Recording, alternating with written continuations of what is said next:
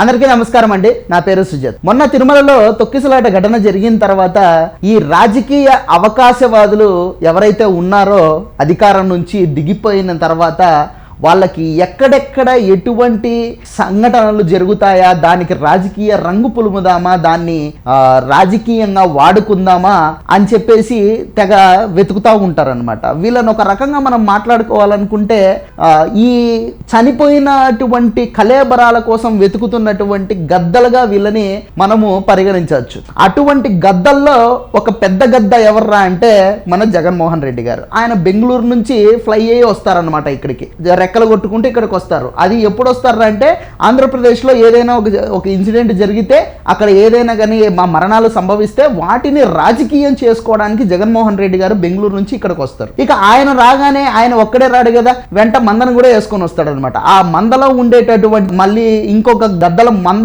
ఏదంటే ఆర్కే రోజా. ఈవిడే చెన్నైలో ఉంటుందన్నమాట.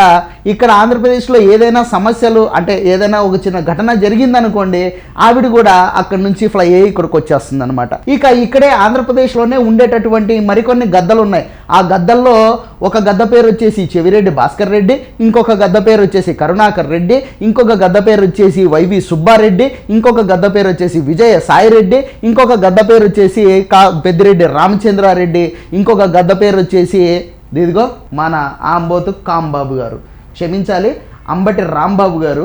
ఈయన ఈ వ్యక్తి గురించి ఇక మనము ప్రత్యేకించి మాట్లాడుకోవాల్సి వస్తుంది అనమాట. ఎందుకంటే ఆంధ్రప్రదేశ్ రాజకీయాల్లో ఈ వ్యక్తి ఒక జోకర్ లాంటి వాడు అనమాట.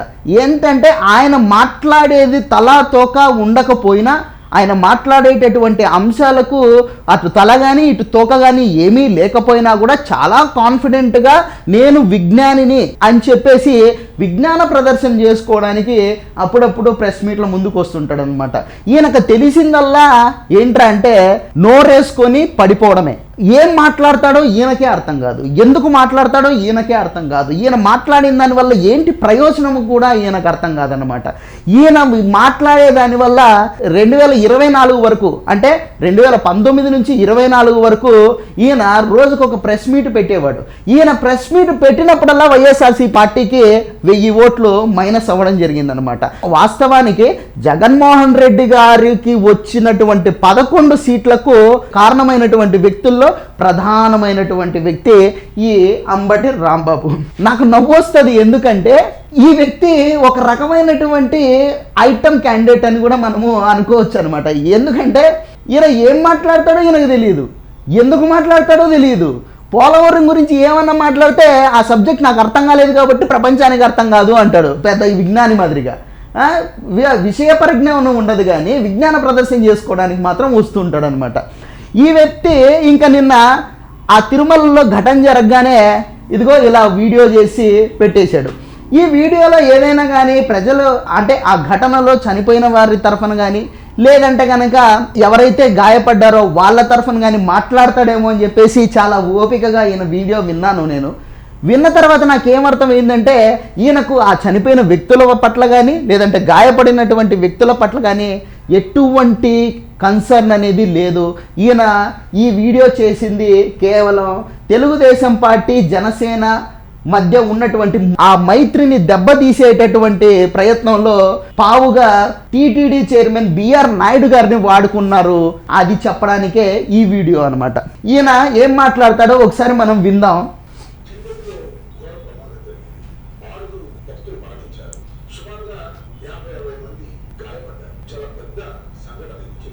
సో ఈయన ఏం మాట్లాడతాడంటే తిరుమలలో ఘటన జరిగింది, 6 మంది మరణించారు, సుమారు 40 నుంచి 50 మంది దాకా గాయపడ్డారు, ఇది చరిత్రలో అతిపెద్ద ఘటన అని చెప్పేసి ఈయన మాట్లాడతాడు. నేను ఇప్పుడు ఈ సంబరాల రాంబాబు గారిని నేనేమడుగుతానంటే, అయ్యా సంబరాల రాంబాబు గారు, వాస్తవమేనండి, ఇప్పుడు జరిగిన ఘటన అనేది చాలా బాధాకరమైనటువంటి విషయం. ఎందుకంటే దేశంలో ఉన్నటువంటి అన్ని ప్రాంతాల నుంచి తిరుమల వెంకన్న స్వామిని దర్శించుకొని ఎస్పెషలీ ఒక స్పెషల్ డే అయినటువంటి వైకుంఠ ఏకాదశి నాడు ఉత్తరాయణం జరుగుతుంది కాబట్టి ఉత్తర ద్వారం ఓపెన్ అవుతుంది కాబట్టి ఆ రోజు స్వామివారిని దర్శించుకొని ఆ ఉత్తర ద్వారం గుండా బయటికి వచ్చి పుణ్యలోకాలను సంపాదించుకుందామనేటటువంటి ఆశతో ఎక్కడెక్కడి నుంచో హిందువులైనటువంటి ప్రతి ఒక్కరూ వెంకన్న స్వామిని నమ్మేటటువంటి కొలిచేటువంటి ప్రతి ఒక్కరూ అక్కడికి రావడం జరుగుతుంది. అక్కడ కొన్ని వేలాది మందిగా ఆ టోకెన్ల కోసం మూగడం కూడా జరుగుతుందన్నమాట. అటువంటి సమయంలో అక్కడక్కడ ఇటువంటి ఘటనలు జరగడం అనేది చాలా క్వైట్ కామన్ అండి. కాకపోతే నేను ఇప్పుడు కామన్ అని ఎందుకు అంటున్నానంటే కొన్ని వేల మంది జనసమూహం అనేది ఒక చోట చేరినప్పుడు ఏమవుతుందంటే టిక్కెట్లు దొరుకుతాయో లేదో, మనము ఎక్కడెక్కడి నుంచో వచ్చాం కదా, మన వరకు ఆ టిక్కెట్లు వస్తాయో రావో అనేటటువంటి ఒక ఆవేశంతో ఆత్రంతో ఇటు ముందరి వారిని వెనకలి వారిని పక్కన వారిని తోసుకుంటూ తోపులాడుకునేది ఇదంతా కామన్ అండి. ఎక్కడైనా కూడా జరుగుతుంది. మీరు కుంభమేళాలో అయినా కూడా ఇటువంటి సంఘటనలు జరిగే అవకాశం ఉంది. తర్వాత ఒరిస్సాలో జరిగేటటువంటి పూరిలో అయినా ఇటువంటి సంఘటనలు జరిగే అవకాశం ఉంది. రేపు మార్చిలో కదిరి లక్ష్మీ నరసింహస్వామి బ్రహ్మోత్సవాలు వస్తాయి, అక్కడైనా కూడా ఇటువంటి ఘటనలు జరిగే అవకాశం ఉంది. మీరు అడగవలసింది ఏంట్రా అంటే వేలాది మంది గుమిగూడతారు కదా, మీరు ఏ మాత్రం ఏర్పాట్లు చేశారు అని చెప్పేసి మీరు అడగాల్సింది పోయి మీరు ఏం మాట్లాడతారా అంటే పవన్ కళ్యాణ్ని బిఆర్ నాయుడు గారు తిట్టేశారు కాబట్టి పవన్ కళ్యాణ్ చంద్రబాబు నాయుడు ఇద్దరు బిఆర్ నాయుడు కోసం అని కొట్టుకొని విడిపోవాలి అనే ఆవేశంతో మీరు ఈ వీడియో చేశారు. ఈయన అంటాడు ముఖ్యమంత్రి గారు వచ్చారు, డిప్యూటీ సీఎం గారు వచ్చారు, ప్రధాన ప్రతిపక్ష నాయకుడు కూడా వచ్చాడు అని చెప్పేసి ఈయన మాట్లాడతాడనమాట.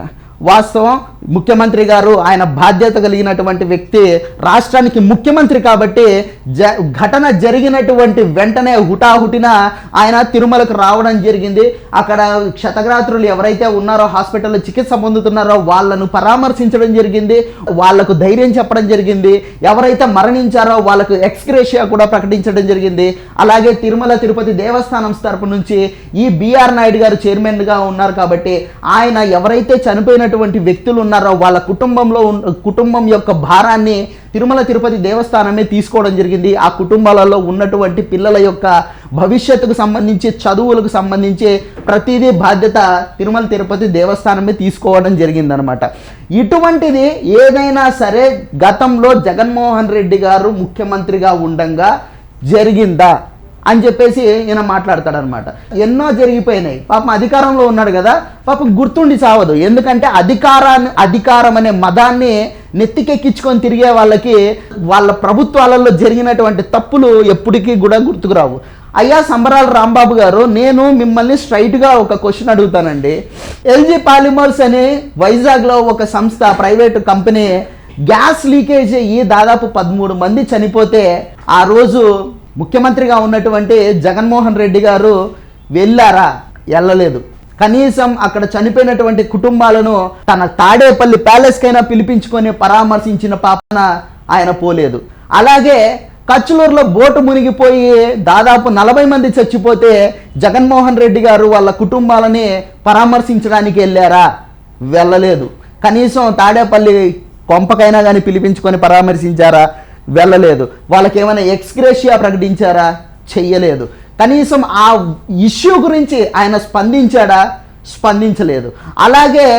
అలాగే నాటు సారాయి తాగి దాదాపు 41 మంది చచ్చిపోతే దాని గురించి మాట్లాడిన జగన్మోహన్ రెడ్డి ఏం మాట్లాడారు మీకేమైనా గుర్తుందా? ఎవరికీ గుర్తులేదు. ఎందుకంటే ఆయన ఎప్పుడూ మాట్లాడలేదు దాని గురించి. అలాగే ఇంకొక ఘటనలో దాదాపు 90 మంది చచ్చిపోతే జగన్మోహన్ రెడ్డి గారు ఏం మాట్లాడారంటే ఇవన్నీ సాధారణమైనటువంటి మరణాలే తప్ప ఇంకోటి కాదు అని చెప్పేసి బాధ్యత లేకుండా నిర్లజ్జగా మాట్లాడింది జగన్మోహన్ రెడ్డి గారు. గతంలో మీ ముఖ్యమంత్రి గారు కాదా అనే ఈ సంబరాల రాంబాబు గారిని నేను అడగదలుచుకున్నా. మన రాంబాబు గారు మాట్లాడుతూ ప్రధాన ప్రతిపక్ష నేత కూడా వచ్చారు అని చెప్పేసి లేని హోదాని జగన్మోహన్ రెడ్డి గారికి రుద్దే ప్రయత్నం అయితే ఈయన చేయదలుచుకున్నారనమాట. నేను రాంబాబు గారికి ఒక మాట చెప్తాను. అయ్యా రాంబాబు గారు, ఆంధ్రప్రదేశ్ రాష్ట్రంలో ప్రతిపక్ష హోదా కావాలంటే 10% సీట్స్ అనేది ఉండాల్సి ఉంటుంది. అంటే మీకు 18 సీట్లు రావాలన్నమాట. మీ పార్టీకి 18 సీట్లు లేవు, మీకు వచ్చిందే 11 సీట్లు మాత్రమే. కాబట్టి మీకు ప్రతిపక్ష హోదా లేదు, మీ నాయకుడు ప్రతిపక్ష నాయకుడు కాదు. రాంబాబు గారు గుర్తుపెట్టుకోండి, మీ జగన్మోహన్ రెడ్డి గారు ప్రతిపక్ష నాయకుడు కాదు. ఆయన కేవలం పులివెందుల నియోజకవర్గానికి ఒక ఎమ్మెల్యే మాత్రమే.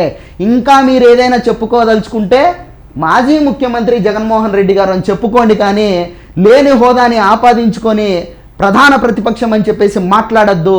దయచేసి ఈ పదాన్ని గుర్తుపెట్టుకోండి. మీ నాయకుడు ప్రతిపక్ష నాయకుడు కాదు, మీ నాయకుడు కేవలం ఒక పార్టీ నాయకుడు, మీ నాయకుడు కేవలం ఒక నియోజకవర్గానికి ఎమ్మెల్యే మాత్రమే. ఇంకా ఏం మాట్లాడతాడో విందాం.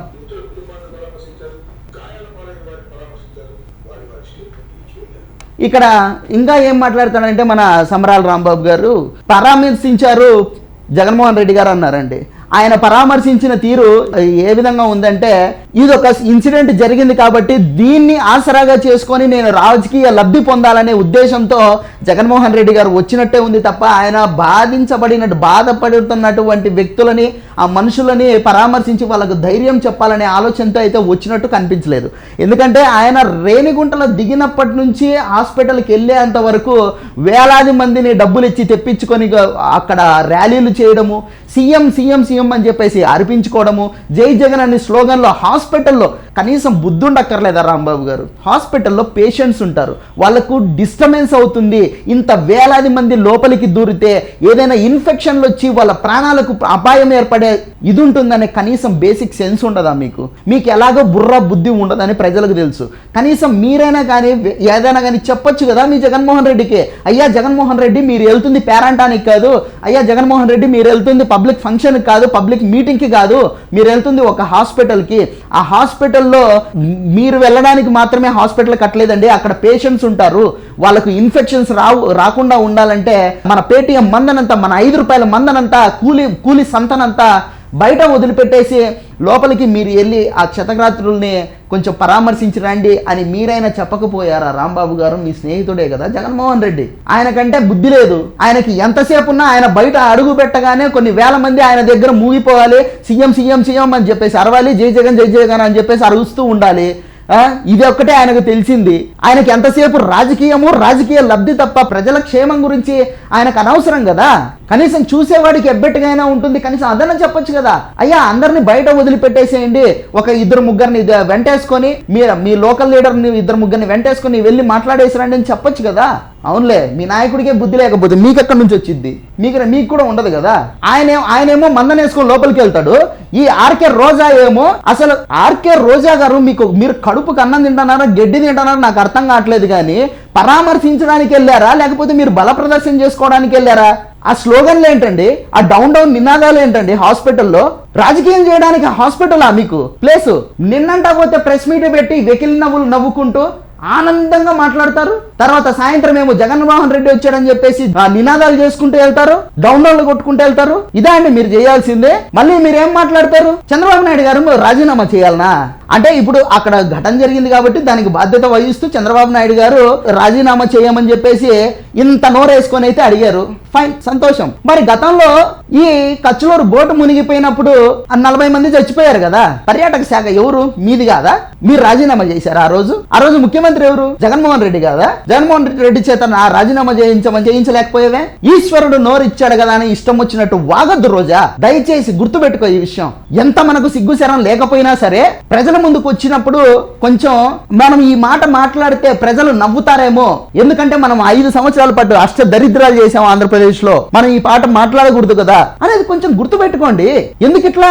నిన్న పవన్ కళ్యాణ్ గారు తిరుపతికి వచ్చి ఆయన మాట్లాడుతూ ఏమన్నారంటే, ఈ ఘటనకు బాధ్యత వహిస్తూ పాలక మండలి చైర్మన్ గారు, అలాగే జేఈఓ గారు, ఈఓ గారు, తర్వాత అక్కడ ఉన్నటువంటి ఎస్పీ డిఎస్పీలు ఇలా అధికారగణమంతా బాధ్యతని నెత్తిన వేసుకొని ప్రజలకు క్షమాపణలు చెప్పాలి అని చెప్పేసి పవన్ కళ్యాణ్ గారు మాట్లాడడం జరిగింది.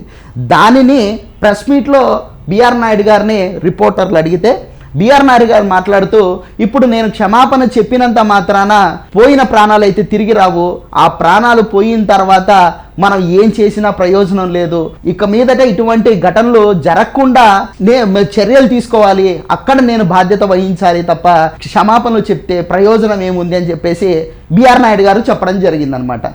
దాన్ని వక్రీకరిస్తూ మన సంబరాల రాంబాబు గారు ఏమంటారంటే, అయ్యా పవన్ కళ్యాణ్, బిఆర్ నాయుడు అనే వ్యక్తి అహంకారి, ఆయన చంద్రబాబు నాయుడు చెప్తే మాత్రమే వింటాడు, నువ్వు చెప్తే వినడు, ఎందుకంటే నీకు తెలుగుదేశం పార్టీలో వాల్యూ లేదు, బిఆర్ నాయుడుకు నువ్వంటే లెక్కలేదు, కాబట్టి నువ్వే ఆలోచించుకో అని పితుర్లు చెప్పుకుంటూ వీడియో చేశాడనమాట.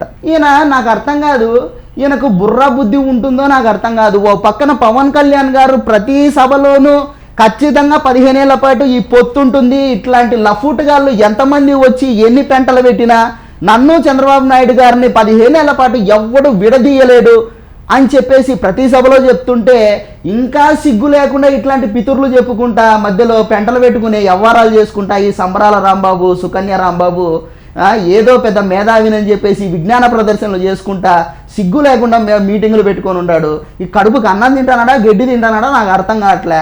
జనాలు మీకన్నా అర్థమైతే మొహాన ఉయ్యండి రొంత.